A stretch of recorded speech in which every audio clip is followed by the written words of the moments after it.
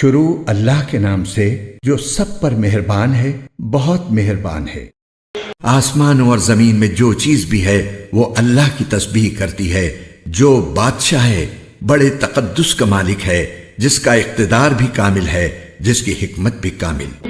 وہی ہے جس نے امی لوگوں میں انہی میں سے ایک رسول کو بھیجا جو ان کے سامنے اس کی آیتوں کی تلاوت کریں اور ان کو پاکیزہ بنائیں اور انہیں کتاب اور حکمت کی تعلیم دیں، جبکہ وہ اس سے پہلے کھلی گمراہی میں پڑے ہوئے تھے۔ اور یہ رسول جن کی طرف بھیجے گئے ہیں ان میں کچھ اور بھی ہیں جو ابھی ان کے ساتھ آ کر نہیں ملے، اور وہ بڑے اقتدار والا، بڑی حکمت والا ہے۔ یہ اللہ کا فضل ہے، وہ جسے چاہتا ہے دیتا ہے، اور اللہ بڑے فضل والا ہے۔ جن لوگوں پر تورات کا بوجھ ڈالا گیا پھر انہوں نے اس کا بوجھ نہیں اٹھایا، ان کی مثال اس گدھے کی سی ہے جو بہت سی کتابیں لادے ہوئے ہو۔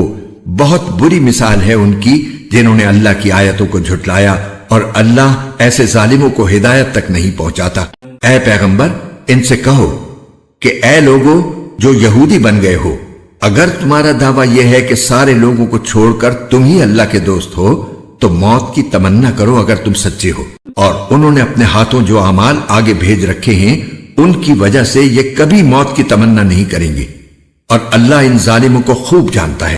کہو کہ جس موت سے تم بھاگتے ہو وہ تم سے آ ملنے والی ہے، پھر تمہیں اس اللہ کی طرف لوٹایا جائے گا جسے تمام پوشیدہ اور کھلی ہوئی باتوں کا پورا علم ہے۔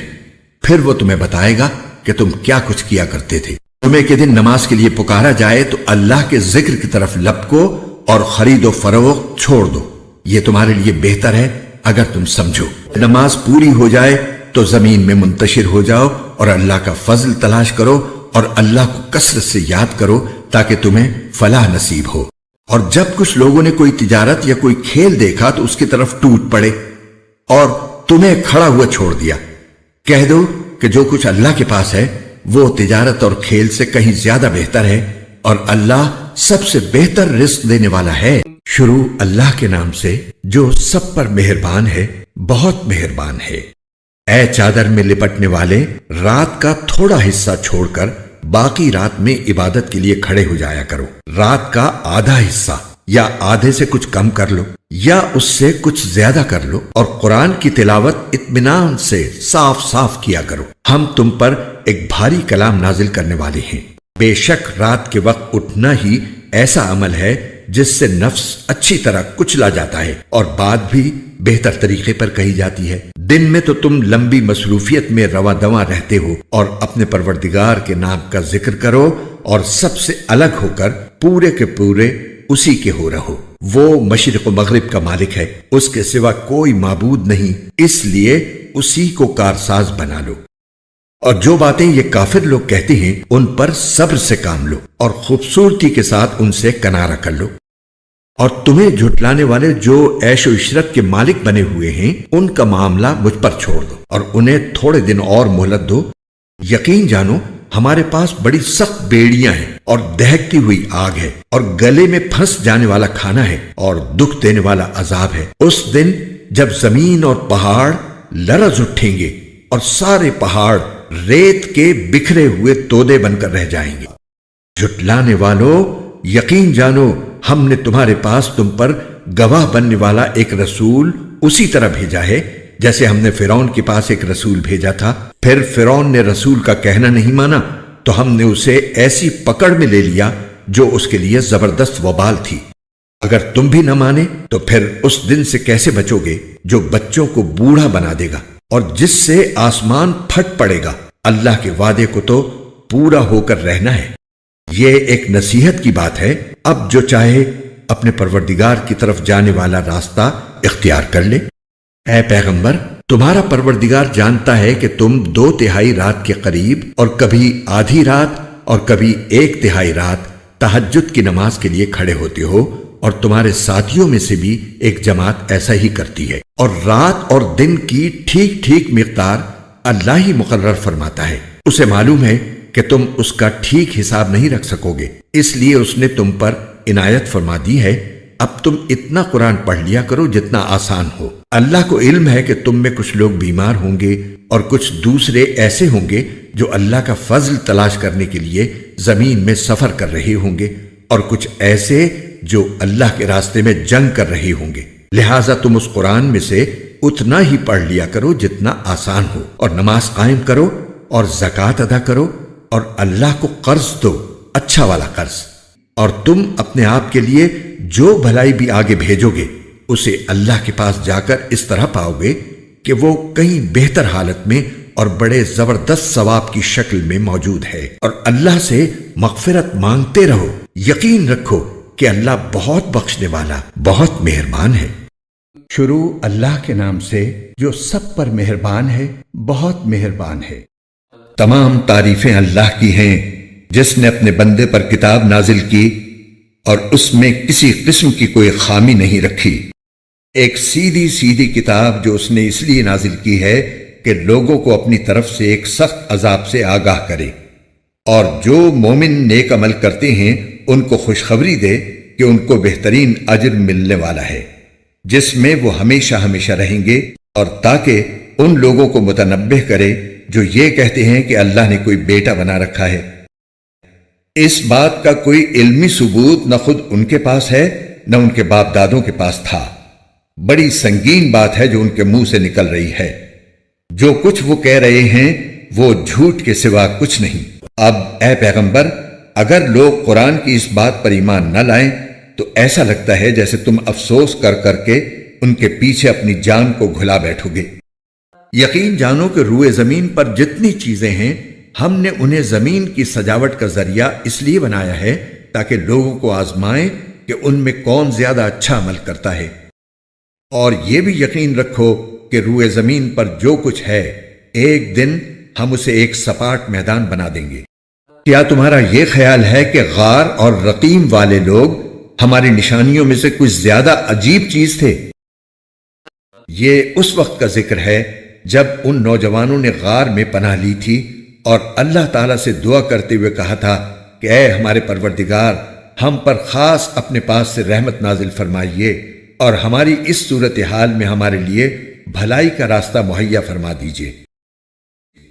چنانچہ ہم نے ان کے کانوں کو تھپکی دے کر کئی سال تک ان کو غار میں سلائے رکھا، پھر ہم نے ان کو جگایا تاکہ یہ دیکھیں کہ ان کے دو گروہ میں سے کون سا گروہ اپنے سوئے رہنے کی مدت کا زیادہ صحیح شمار کرتا ہے۔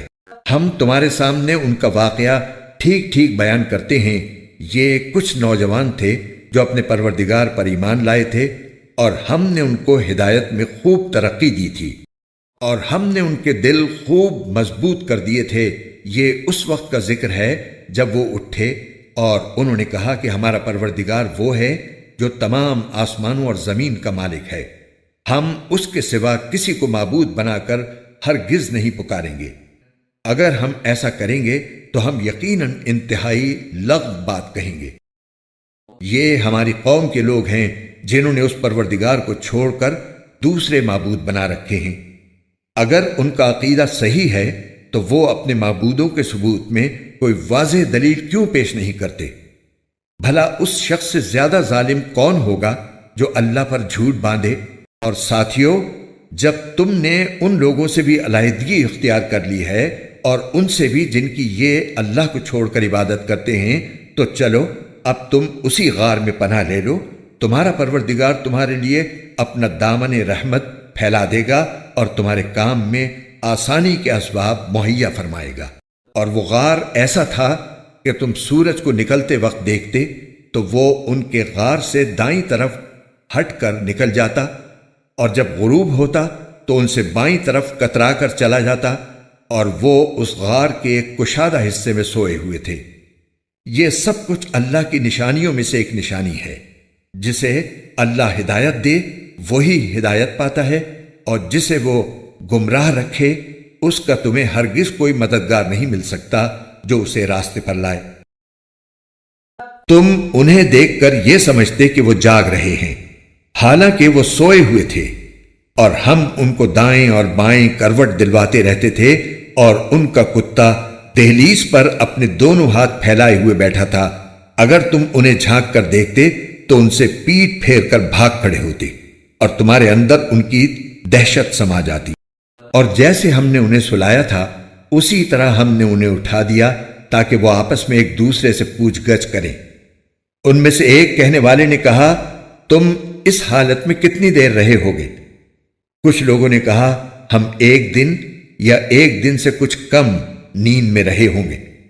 دوسروں نے کہا، تمہارا رب ہی بہتر جانتا ہے کہ تم کتنی دیر اس حالت میں رہے ہو۔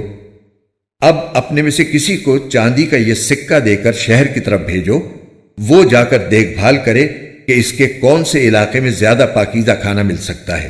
پھر تمہارے پاس وہاں سے کچھ کھانے کو لے آئے اور اسے چاہیے کہ ہوشیاری سے کام کرے اور کسی کو تمہاری خبر نہ ہونے دے، کیونکہ اگر ان شہر کے لوگوں کو تمہاری خبر مل گئی تو یہ تمہیں پتھراؤ کر کے ہلاک کر ڈالیں گے یا تمہیں اپنے دین میں واپس آنے کے لیے مجبور کریں گے، اور ایسا ہوا تو تمہیں کبھی فلاح نہیں مل سکے گی۔ اور یوں ہم نے ان کی خبر لوگوں تک پہنچا دی تاکہ وہ یقین سے جان لیں کہ اللہ کا وعدہ سچا ہے، نیز یہ کہ قیامت کی گھڑی آنے والی ہے، اس میں کوئی شک نہیں۔ پھر وہ وقت بھی آیا جب لوگ ان کے بارے میں آپس میں جھگڑ رہے تھے، چنانچہ کچھ لوگوں نے کہا کہ ان پر ایک عمارت بنا دو، ان کا رب ہی ان کے معاملے کو بہتر جانتا ہے۔ آخر کار جن لوگوں کو ان کے معاملات پر غلبہ حاصل تھا، انہوں نے کہا کہ ہم تو ان کے اوپر ایک مسجد ضرور بنائیں گے۔ کچھ لوگ کہیں گے کہ وہ 3 آدمی تھے اور چوتھا ان کا کتا تھا، اور کچھ کہیں گے کہ وہ 5 تھے اور چھٹا ان کا کتا تھا۔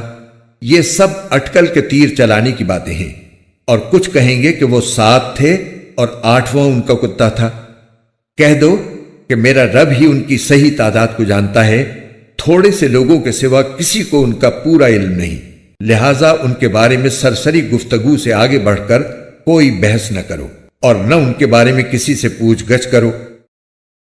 اور اے پیغمبر، کسی بھی کام کے بارے میں کبھی یہ نہ کہو کہ میں یہ کام کل کر لوں گا، ہاں یہ کہو کہ اللہ چاہے گا تو کر لوں گا۔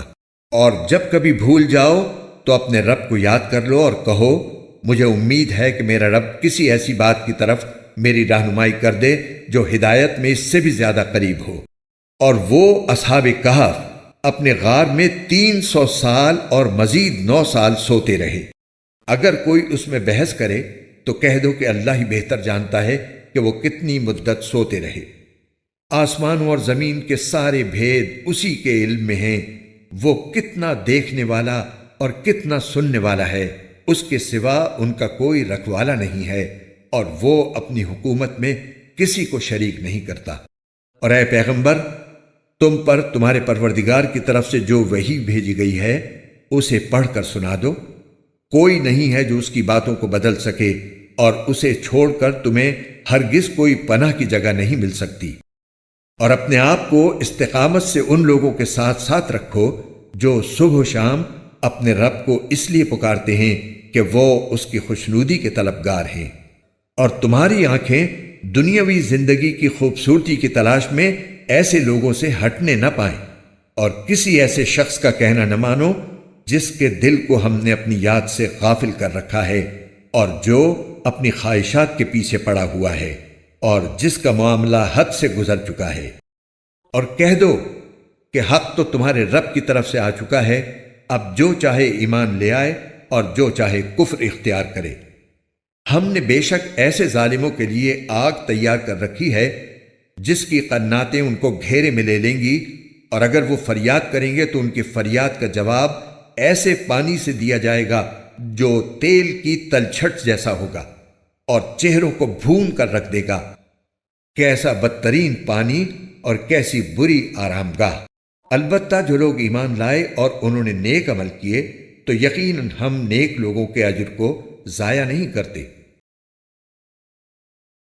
یہ وہ لوگ ہیں جن کے لیے ہمیشہ رہنے والے باغات ہیں، ان کے نیچے سے نہریں بہتی ہوں گی، ان کو وہاں سونے کے کنگنوں سے مزین کیا جائے گا، وہ اونچی مسندوں پر تکیہ لگائے ہوئے باریک اور دبیز ریشم کے سبز کپڑے پہنے ہوں گے، کتنا بہترین اجر اور کیسی حسین آرام گاہ۔ اور اے پیغمبر، ان لوگوں کے سامنے ان 2 آدمیوں کی مثال پیش کرو جن میں سے ایک کو ہم نے انگوروں کے 2 باغ دے رکھے تھے اور ان کو کھجور کے درختوں سے گھیرا ہوا تھا۔